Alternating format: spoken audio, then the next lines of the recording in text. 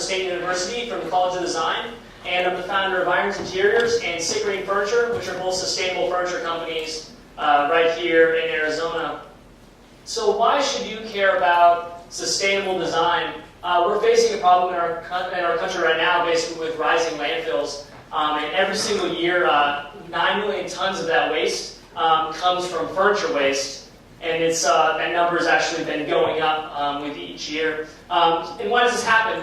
Ever since the Industrial Revolution, we've actually been designing things the exact same way. And that's on a cradle-to-grave life cycle, which means that we actually designed them with the intention of throwing them away from the very beginning. And basically, this is something that's ingrained into our culture. It's something you learn from when you're really young. And it's perpetuated by companies like Walmart and IKEA that design low-cost, low-quality furniture that doesn't last and ends up in the alleyway behind your house. So how do we fix this? We need to change the way that we think about design, not only in the short term, but also in the long term. And there's a couple different ways that we can go about solving this. And the first one is through upcycling.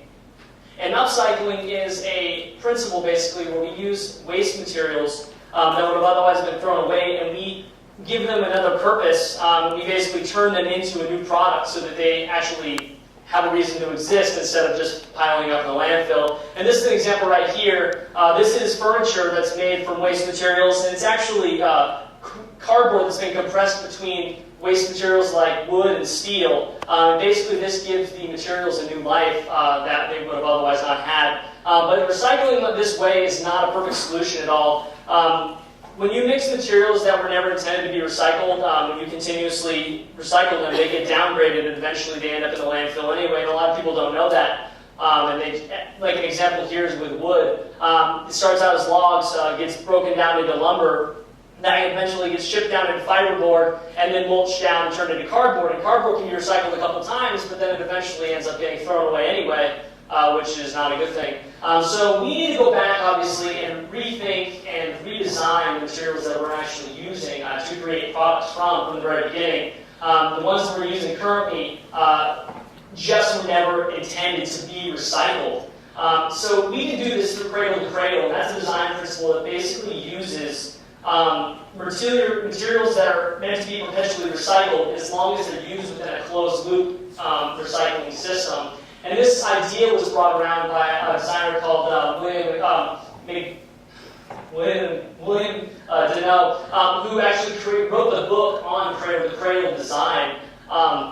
And he kind of changed the way that a lot of designers think about materials and how they use them. And cradle-to-cradle is broken down into two parts. The biological cycle, basically, all elements have to go back and help the environment somehow, go back to the earth. And the technical cycle basically uses a lot of synthetic materials within a closed-loop cycle so that they don't downgrade. And you can see it here. It starts out with manufacturing, goes to the sale, to the customer, then the customer uses the products, and then whenever they're done, a company would basically take those materials back from them and be able to reuse them and remanufacture them into new products.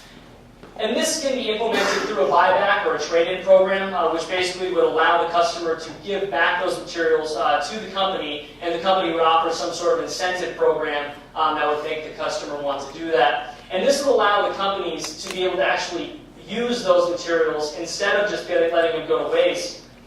Instead of just using all virgin materials, they would be able to use mostly reused materials to create those exact same products if they put these kind of principles in play.